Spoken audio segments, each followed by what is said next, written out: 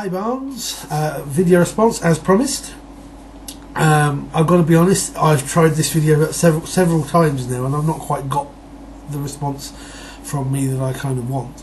So, eighth time the charm really. Okay, in answer to your question, to my response, I don't use, when you say do you use the globe as the game world, I don't use the real world. I don't use Earth. I did once in a very early second edition AD&D game. I did a fantasy version of Earth. Didn't really work, to be honest. But what I do, bad English there, is I do use real world cultures in my games. I mean, at the moment I'm running Pathfinder using the Golarian setting, and that has a host of real world counterparts because it's trying to simulate that sort of thing.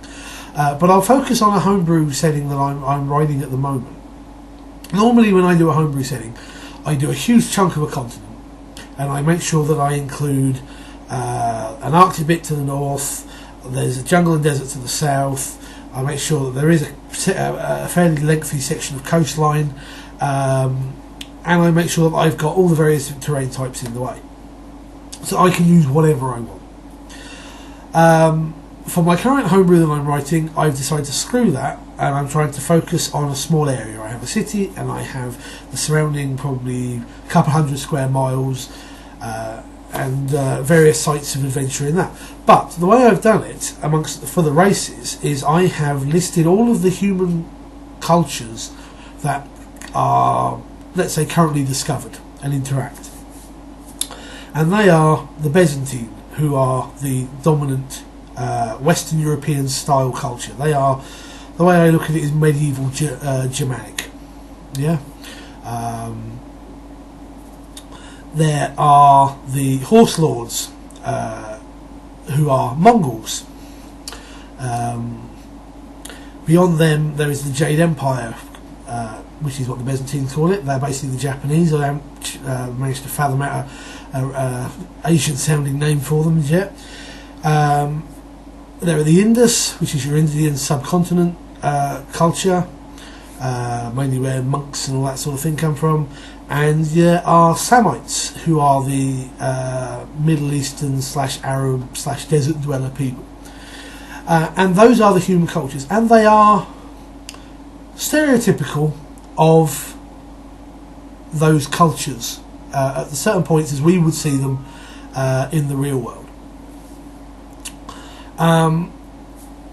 The reason for doing that is twofold. One, I think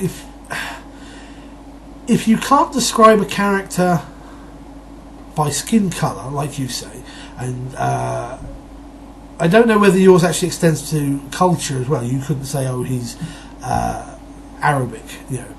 But if you can't do that, I would find it personally very difficult to envision characters whatsoever, because I need that little extra, even as a I suppose as a player. If I'm talking to a human NPC, I want to know what he looks like, what his skin colour is, what his culture is, you know, because it helps me.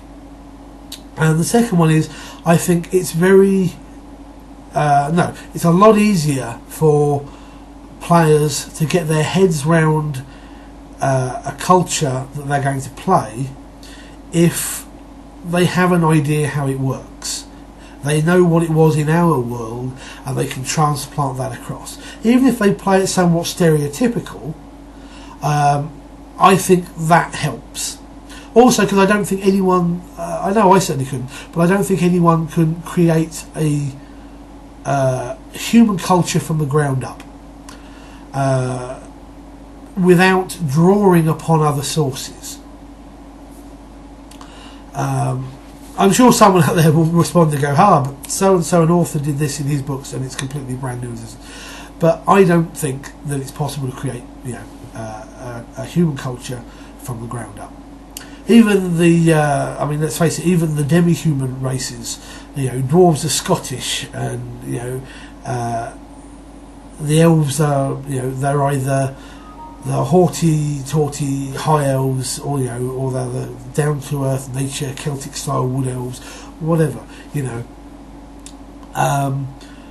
But the answer to your question, yeah, I like using the human cultures, the real world cultures in games. For me, it makes it a lot easier to describe and makes it a lot easier to understand the possible motivations. I'm not saying that to make any sort of like racist, or someone might say it, but or stereotypical concepts. But I just think it helps. Anyway,